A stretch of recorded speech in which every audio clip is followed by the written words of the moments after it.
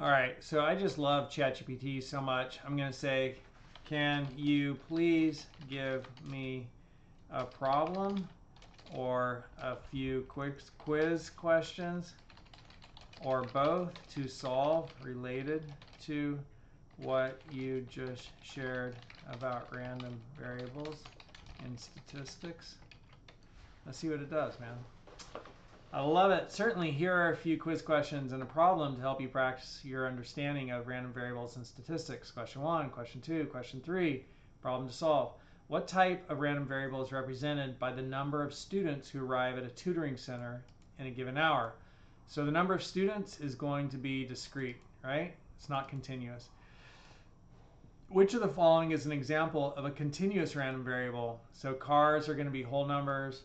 Weight will be continuous. Number of heads when flipping a coin 3 times is going to be discrete whole numbers. Number of students in classroom are going to be discrete whole numbers, so it's going to be B.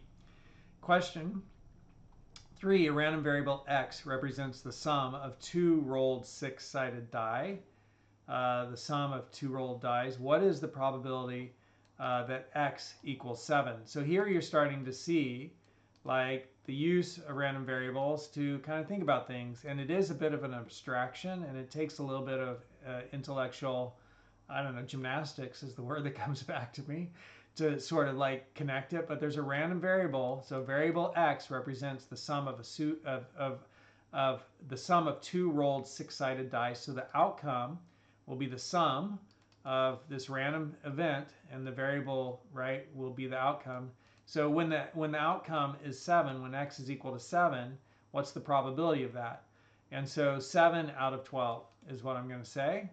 And so I'm going to come down here and say, and it says, to check your understanding, you can attempt these questions in the problem. I can provide the answers and explanations if you'd like after you've given them a try. So I'm going to say question 1, question 1, question 1. My answer is A, discrete.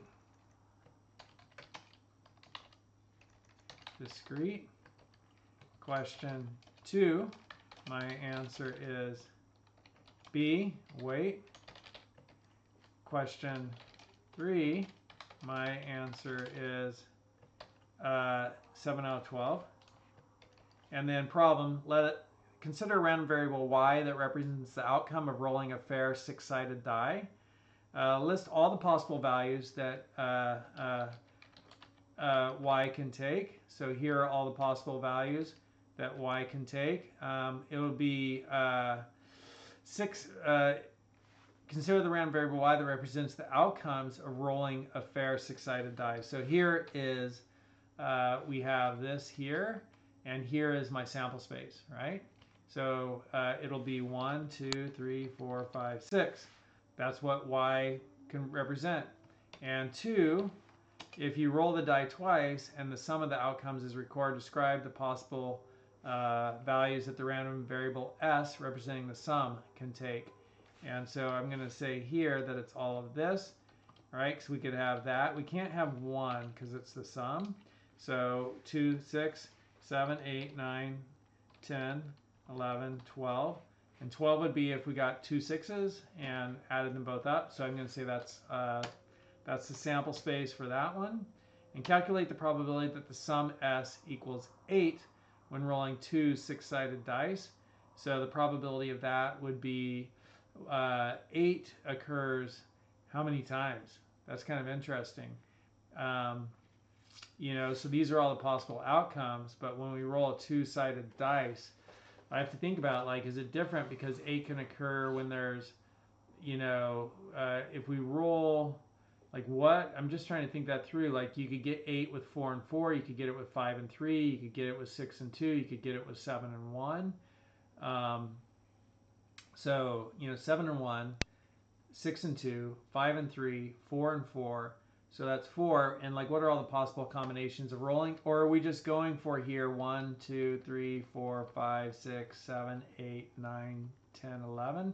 So would it be 8 out of 11 possibilities? I don't know. I think I might get dinged on that one. And is s a discrete or continuous random variable?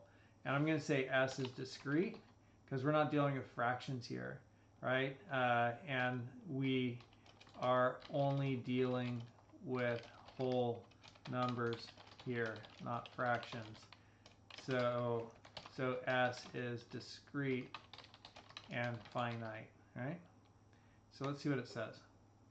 And come on, let's see if I got lucky. Great effort. Let's go over your answers.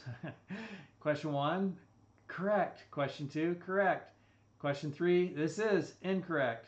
The correct probability that the sum of 2 rolled dice equals 7 is 6 out of 36, or 1 out of 6. There are 6 combinations that result in a sum of 7.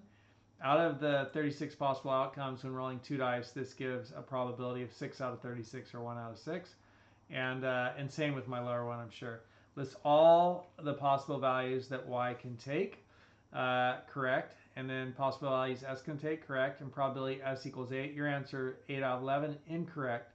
The combinations, the s8 is 5 out of 36. The combinations that give sum of 8 are those. There are 5 such combinations out of 36 possible outcomes. So the probability is 5 out of 36. Is s discrete or continuous? Correct. S is continuous. And I'm going to ask regarding question 3.